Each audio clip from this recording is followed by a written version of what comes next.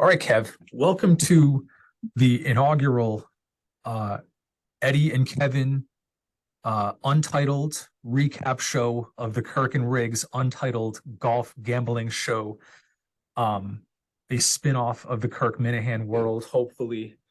Um, my name is Eddie. You're about to hear Kevin. And to give a short intro about how we started this or how I sort of thought of this is we run a weekly golf podcast, Surviving Golf, where we sort of discuss golf gambling. So we're both very passionate about that. And then I am a huge Kirk Minahan fan, have been since he came at WEEI. I followed him to Barstool.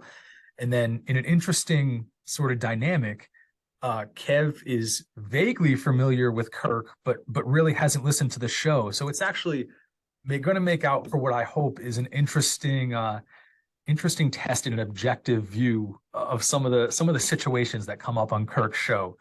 But yeah, you have been to one show, Kev. So give maybe your background a little bit, your familiarity with Kirk. Anything that you think would be interesting. Yeah, so Ed's right. I'm pretty much a novice when it comes to Kirk stuff.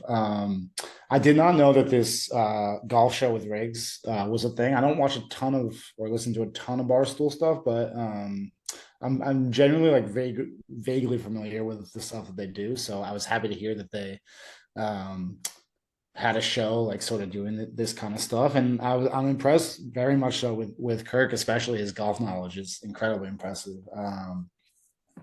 He seems to definitely know his stuff, and I really like his delivery of stuff. I think, and then this is why I'm happy that we're doing this video stuff, because the way that we've talked about a little bit of this with like some of the stuff about Max Homa and the is he funny, is he not funny, right? Yeah. But the way that he delivers and like his facial expression or like lack thereof is just so funny to me, and I have a couple of specific examples, but yeah, excited to get into it. Yeah, so we were talking off camera for a second, just about Kirk's podcast and what that is. And when I tried to describe it to you, I didn't even know where to start. And anybody who listens to the show will sort of know it's about nothing and so many things at the same time. But one of the big aspects of it is that it's very audience intensive. There are like, the nation of quote unquote Minifans, as they're called, as I am, play a big part in the show. There are more famous ones, and more specifically, there are like 5 to 10 spin-off shows that just talk about Kirk shows. So hoping to add to that community a little bit. As I said, I am a big fan. I'm not as crazy as some of these people that do these shows, but have a good amount of knowledge. And one thing I wanted to do, and one character on the show that plays a huge part, is the producer, Dave Cullinane, who produces the show, who produces some of Kirk's spinoff stuff, who obviously helps with this video thing with Riggs as well. But he says some of the stupidest shit on the show, and I guess that's sort of his character, is like this this lovable idiot that has all this quirky stuff, and that's characters that Kirk has sort of gravitated to in the past, on his radio show, and on the first iteration of his podcast at Barstool. But I sort of wanted to have a weekly thing where you, never having heard of some of Dave's points of view, could give an objective view on whether he's an idiot or whether maybe everybody's taking it too hard on him. So I got the first one for you tonight, and here's sort of the backstory. Dave's dad is Big Jack Cullinane. That's how he introduced him on the show. It was always Big Jack.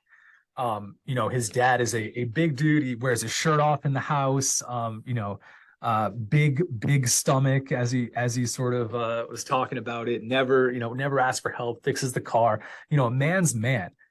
And that's Big Jack, and that's how Dave described him. So me personally, and I think Kirk and everybody else on the show had this image of like this, I think Ryan Whitney was on the podcast today and was like, I pictured an iron worker, like a railroad worker. And that's the image that I had too, like this big physical, like calloused hands, like, rough, tough, gray bearded dude. And then Dave reveals on the show that Big Jack is 5'9", and everybody has turned on that, me included, because my point of view is You don't get the big nickname unless you're big. Like Shaq is the big Aristotle and the big Diesel. There are a lot of other big John Studd is big like that. It's not a small man's nickname. So when you think of what you have to be a big anything, you know, height is one of them. Like I would put like a 6 foot minimum there. Like you've known some big people. Big E, for example, back in the day. We have a friend, Big T. Like, think about him. Not small people. Yeah, so okay, so so as Ed said, I'm coming in with like zero baseline knowledge of the show, so I did not know this was a bit, anything like that. This is genuinely just how I feel about the topic. But when Ed first texted me to let me know that this was going to be like his opening question, my initial response was just like, I don't understand the question. Like, I don't know what that means. Like, and I think, but I think that's part of it because, you know, I think when you get that nickname, or if you're somebody that has said that about someone else, I think it's better or almost funnier if it's in like an ironic way or in a way where you're like making fun of It that person is a little it is bit, right? ironic here. Yeah. So I think it can play almost as much to the personality as it can to the actual like physical stature. So if you're saying like big so and so about somebody who's actually like small in physical stature, but who has like an over the top personality, I think you're almost doing it in But like a condescending way. but who is that? I'm thinking of more bigs as we're going. Like so, Big Punisher. Like I'm just all these people are fucking huge, man. I've Yeah, never yeah, and because I think that if it's like a celebrity or somebody that everyone has seen, then it has to be that. But I think it's funny to like I don't know, like people like for example, this dude seems to just have said that about his father, right? So this is somebody that like the this audience is doesn't. this is apparently his repu like this is what everybody calls him. Is Even how he's people, described. even people that know him. Yeah, it's Big Jack. Everybody calls him Big Jack. And it's not like it's Little Jack. And they were ripping him on the show today. And, the reason that Dave gave, and this made it more ridiculous, is that when his older brother would get in trouble, his dad would really yell at him and like rip him a new one and was strong. That was his reason. In the community that he was known as Big Jack.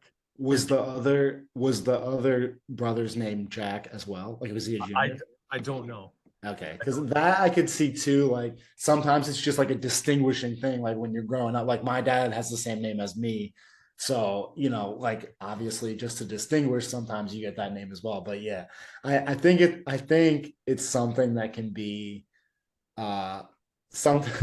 I think it can be like I said, ironic and something to use to like make fun of somebody's personality as much Now as it can be that would be great if literally everybody in his entire life and community has just been making fun of him his entire life. And his son is, yeah, idolizing him because of it. I wish I knew what his personality was because I think that would give me more insight maybe. Yeah, I just like I said, if I told you we had a buddy and it was like Big Terry, like what would you think of that dude before you met him? What do you think you would walk into if I said we were going to meet Big Terry or Big Jack or Big Mike or whatever? I'd say you probably need to get better friends, number one, but number That's two. yeah, that's true. No, That's I would expect to see somebody big or like see the smallest person I've ever seen. Like it has to be one of the all two right. extremes, I think. All right. If you're saying 5'8" is the smallest person you've ever seen, I'm down to get on that theory and just run with it. All right. So we'll have that's number one. I so you're negative Big Jack. I just need a verdict here. You can't be called Big Jack if you're 5'8". Is you for Um, or against that take right there? That's my take. Is you have to be 6 foot if plus or huge Yeah. or Yeah, fat. if this is a name that people who like know him well are all like unanimously using, then yes, I'm against the take. All right. Cool. We'll have another one next week. There are very many. I'll tease next week if there's a next week. This is the situation I'll give you next week is something that I've literally thought about every single day since Dave said it on the show, and it's gotten under my skin every single time I've thought about it. So that'll be a little tease as to what next week's idiocy will be for you to Oh, for you. that's it though. You're not gonna give any more than that. Nope, Okay. nope. But I think about it All right. every single day because there's something I do every single day. So I'll tell you that. All right. Okay. Let's get to the main event. Um, the golf. This is what we do. It's what we like. Again, we run a podcast, Surviving Golf. And I love Kirk. I love Kirk's knowledge. Rigs, I consume a lot. I've actually watched more putting rigs videos than I probably care to admit. Um, find him pretty entertaining. So I think what we're gonna do is we have their picks from their show. We'll give sort of our overall thought on the show and their picks. Go through them and sort of talk about which ones we like. But then most importantly, we'll have our cowardly pick of the week because I think every week somebody's bailing out on a super chalky, boring bet, and it's no different this week. And I can't wait to call that person out. Um, but Kev, your overall thoughts of the show, of their thoughts on the tournament. Do you agree with some of the overall sentiments that were being expressed there? In regards to like today's episode or just in general, the Yeah, no, show? today. Let's go today. Yeah, I love the show today. I love the show in general. The stuff they talk about is obviously like, a lot of the same stuff that you and I talk about. And like I said, they both have a really strong knowledge of the game. And Riggs obviously is like, kind of very close to a lot of these players. He has a lot of great insider info. But one of the things, I mean, like Kirk is just again, I've only watched two episodes. I watched the Valero episode, and I watched today's episode, the Masters. And this piece came from the Valero episode, but it's about obviously. I have two things to say. Number one, uh, the when they were talking about Kisner chipping cross-handed in the Valero episode. So Riggs kind of leads into it. That first of all, they just got like destroyed at the match play in terms of their picks, similar to you and I, right? Terrible. Yeah, terrible.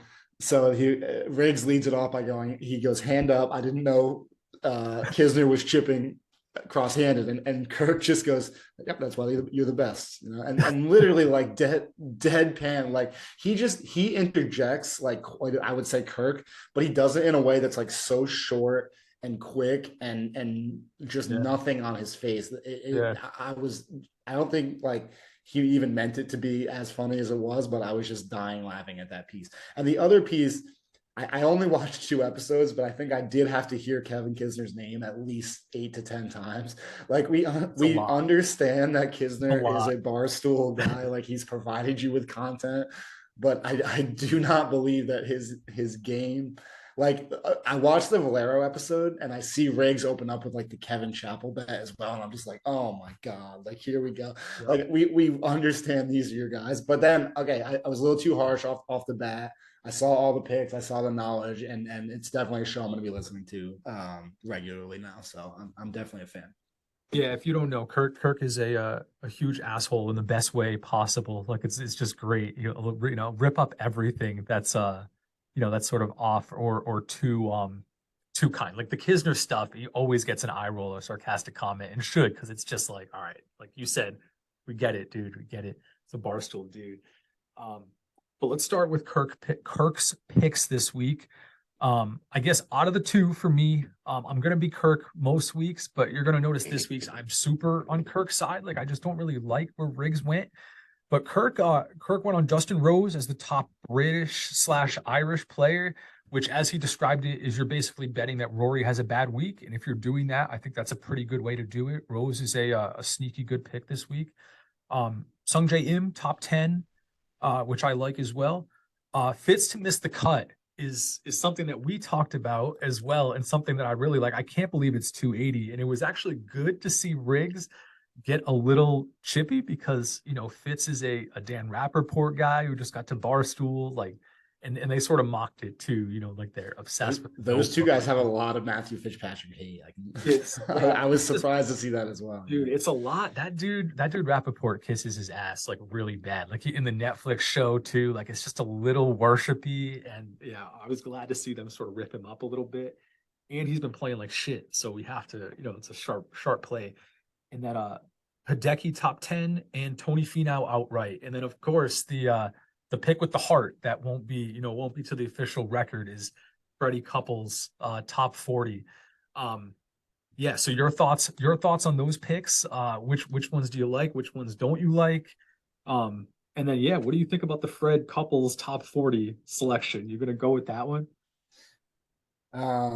Yeah, I love, well, first of all, so they're obviously using the Barstool app, but just like the variety of plays you can take on the Barstool app. And you and I have been, pretty critical of that sportsbook app in general. Just Like not smooth. It's yeah, not it's not smooth. very I love seamless to Barstool, use, to but be quite honest. But in terms of the golf, like prop bets and like side alternate bets that they have, I think they are the best option when it comes to that stuff. So yeah, the Justin Rose like top British, top Irish player is very interesting. They just give you like a variety of ways to sort of bet on these guys in a different sort of way. I was kind of, couple things I'll say. I was kind of disappointed. Like I was so happy. I listened to the Valero episode like in a couple pieces, and I started listening this morning, and the last thing I heard Kirk say was that he was on Connors going into the Valero. And I was so happy to hear that, obviously, with the win. But I just think, like we talked about a little bit before the show, how we're going to talk, criticize some of their ballless plays, I think is what you call them. yeah, And just a lot of the top 20 and top 40 bets like are fun. But like when you hit like the guy, he like Kurt, like he hit Connors for top 20 after the first round and overall. Like that's not necessarily easy to do, and he's getting paid out plus 300. Like I understand Connors is a guy that doesn't typically like win very often, but I don't know. I just feel like he was so right on that play, and to only get paid, like he basically had to break even for the week because his other bets didn't hit. I just don't know why you wouldn't also like bet on him outright just at a little bit there. So if that's one thing I was critical. And then the Fred Couples thing I asked you about pre-episode. So I love the first time he said it on I can't remember now if it was Valero or not. I think it was the Valero episode. The first time I heard him say it, I was like, "What? Well, he's friends with Fred Couples. Like, that's yeah, crazy." Like, I heard he just met. He's like, "As you know, we're friends." Like, and then in the Masters one, he talked about like they're going to go out for lunch and like maybe he'll have time to meet up with Riggs afterwards. And so yeah. I had to ask you before. I was like, "Is this a bit, or is that like a real thing?" And you just I think said, it's like "Just a ask me it's a about it wet on the show." Yeah. it's a wet dream. But he did interview him, and there is sort of like this subplot of whether he'll be able to get like a fist bump from him because he's down there watching his group and following his group, and it'll be an interesting little subplot to see if he can get the illustrious fist bump. That's his god. So that'd be big. Um, yeah, I hate the top 10 plays because I know Riggs talked about it. I think with the Chapel bet, like you cut it off if you tied 10th as many ways as possible. So it's just some of those are tough on the return. Let's get to Riggs's ballless bets this week. He's my ballless better of the week, I guess.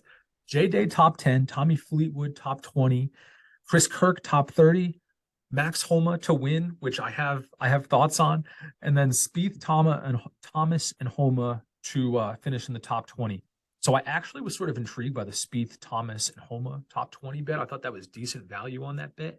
But in terms of my least favorite overall bets, Riggs has all three of mine. I sort of made a list of like my three favorites, my three least favorites, like ones I would bet, which ones I wouldn't. Uh, Riggs going with Max Homa is just like I rolled I thought he was sort of referencing him, and I was just like my eyes just rolled in the back of my head. Like it's just and Kirk just sort of talked about it. Like it's just the dude is he's in my face every time I open up any podcast, any YouTube video, any interview, it's Max in my face. And to hear that was just like it was like a podcaster, YouTuber being chalky almost. Like it's just yeah. Yeah. Yeah. So I it's just don't another. believe in it. I don't believe it this week. I don't believe it. So it's another example of they support their guy. Two things that Barstool will do is they are going to support their guys. They give them time and like come on their shows and stuff. Like they're going to do that, and they're going to do a lot of ad reads and support their ad reads. Like you're going to get a lot of those two things if you Hey, listen to their you stuff. gotta when we get Yeah, some, we'll have them understand. too. But Yeah, well, we don't have any sponsors yet, but yeah, soon we hope. No, but that one wasn't as bad. Homa wasn't as bad for me because obviously his major record is very discouraging. He just doesn't have a strong track record there. But obviously most of it is like on the West Coast, but I don't know. I've just been very impressed with his game recently, and I hope that he has a good showing here. Do I think he's going to win the tournament? No, I do not. But um, I'm hoping that he has a good week, and we'll see how that goes. Yeah, some of the other bets, like again, any top 10 bet, I think I'm just going to be against, like on principle. You talk about the J Day was I'm talking about yeah. anyone, but J Day, like I don't even like Kirk Sungjae top 10 Yeah, either. just pick Like them to again, win or pick to top five. win, Like just right? better odds If or they top to me, five. like right to me, like okay, yeah, they're top 10, right? If you think they're going to be top 10, that means they It's at one some stroke point are probably going to to be fifth. in contention, Yeah, right? And the difference in odds, you're talking about 10 times the odds, right? yeah. I don't know. I don't understand doing that. Like I don't even feel like if you win, if he comes in ninth or he win, like it's the kind of thing where if they win, you feel worse about the bet hitting than you felt like it lost. I feel like almost, Yeah. and that's just not a feeling I want. But yeah, Especially if no, you're gonna chop it up. It's just like yeah, you said, and the dead one heat, yeah, stroke. right, and the dead heat stuff is too. So I went through, I listened to all their Valero picks, and I went back and actually looked at the results of the tournament to see the record, and I saw he was T39, and the dead heat aspect didn't even pop into my mind. But yeah, there was I don't even know how there were a bunch of guys at T39. I don't normally bet on top 40s, 30s, 20s, 10s, anything like that. But I Yeah. didn't even think of the chopping it up aspect either. So Yeah. I hated Homa. I hated Jason Day top 10. And the same thing sort of with the Chris Kirk top 30. Like I said, like I just rather play him at top 20 if you're gonna play him, get better odds there. But even again, top 20. I don't think Chris Kirk is like a realistic winner, but you could probably get him. I should have probably looked this up, I guess, but at top 20 is probably, I don't know if he's 125 at top 30, what three something, four something at that. So just yeah, get him there if it's just only a couple strokes. Bets that I did like were just the golfers. I liked Kirk on Sungjae and I liked Hideki. I was actually a little surprised by Hideki's top 10 odds at 4-1. So I know the dead heat stuff is there, but that seems like pretty good value. But again, like probably just going to take him top 5 and top 10. And same thing with Sungjae. I think Sungjae is like a realistic like winning candidate this week too. So again, if you're going to bet him top 10, just bet him to win. And then Matt Fitzpatrick to miss the cut, I think is, as they sort of said, is like that's a lock, right? The way he's been playing. So I like that a lot. yeah. Some of the other, well, the first thing I'll say is a lot of the shows that I listen to, I've never done this obviously because we just started legally betting on sports in Massachusetts like I don't know, Sure. 3 weeks ago. Yeah. But a lot of the international books for golf betting offer what's called an each way, which means when you bet on somebody outright, you can get like an 8 place each way or something like that, which means if they do not hit the outright, but they finish in the top 8, you're getting paid out, but at lesser odds. Oh, So I interesting. would prefer that would be a more attractive option to me because I still want the opportunity to hit the outright. But if I get close and don't hit it, I would like to just take those sort of lesser odds, which would be ideal. But I don't think any books in the States offer that, unfortunately. So, but yeah, another bet I liked from not to stray too far back to 2 weeks ago, but just to talk about the variety of the bets, like Riggs is the one that brought this up. It was Taylor Montgomery to have a Thursday eagle in his Eagle and round. then win. Yeah, that's Yeah, and then Kirk on the show found like him to eagle somewhere in the tournament and also top 20. Those both lost, but I thought that was like a really cool like option to bet and something I would be interested in looking at going forward. yeah, it's a good way to at least, double or, double complex those odds from the boring top 20. All right. This will be our last official segment. I want to do the cowardly bet of the week. I know Riggs sort of talks about it. They all have one where it's just like, come on, that's like I just find it like the chalkiest bet of the week is what I think they're gravitating toward. So I have what I think is the most overall cowardly bet of the week, and then I have what I'm gonna place is my cowardly bet of the week. Um, and I hope you got the same, but I'm gonna go my overall cowardly bet of the week is the Max Homa to win bet. I just hate it so much. I just think it's so like it's like a Twitter, Instagram bet. Like it's just a chalky sort of like popular. Oh, look how cool I am. I bet on Max Homa. It's like the only golfer that I know because he's on Twitter. So Yeah, that's gonna be my cowardly bet of the week. It just felt so easy to say that and just go with it. So I can't condone it. For me, like I mentioned before, I don't like top 10 bets at all, but and both of these I don't. Sung Jae and Jason Day are probably the two chalkiest plays this week. And then so to then not only take them, but take them at a top 10, I think is Yeah. one of the biggest cop outs. But I think so. Kirk was kind of shitting on Riggs a little bit for taking Jason Day top 10 just to start. He's like, oh, he's going to be a popular play. But I think Sung Jae is equally, if not more, chalky as Jay Day. So I'll go with the Sung Jae pick just to be a All little right. different there. But Mix it up. Nice. And then my cowardly bet of the week is gonna be Brooks Koepka top 20 at positive 125. And again, you're just talking about like T20, if this splits five ways, I'm gonna make literally $1 on this probably if I hit it. I don't have the balls to pick Brooks to really win this tournament, I guess. So yeah, that'll be my cowardly play of the week. It'll help me root for Brooks, but then again, sort of hedge where, if he sucks like he might, I've sort of protected myself there too. like, so that's one you're actually going to play though. Yeah, actually gonna play Yeah. it. Actually gonna play it. Okay. I think. Wow, this is tough. So I did not look at this ahead of time, but basically what I'm looking at now is just the betting board and the top five and top 10 numbers as well. So I think I don't know.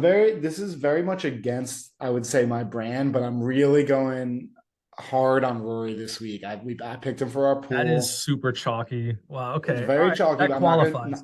I'm not picking him to win. I'm going even more bitch than that. I'm gonna take him top 10 because I'm worried that if he finishes second again like he did last year, that it's not gonna pay out. So I'm gonna take him top 10 at minus 140, Rory McIlroy. Probably one of the most uh weak bitch plays you could make this week, but that's what I'm gonna go with.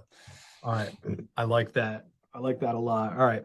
This has been good. I think we can make this sort of a weekly little quick hitter. I'm going to, here are my sort of things that I'm going to be tracking. I don't know if I have the time to go back and do this. I'm sure I will, but I want to track just their overall record and see what their actual profit and loss would be. Who's the better handicapper? I'll probably start doing it more religiously starting now. And then Kirk has referenced on his show and in these videos his formula, his system. I want to get to the bottom of it. It was Tony Finau this week. It was Corey Connors last week.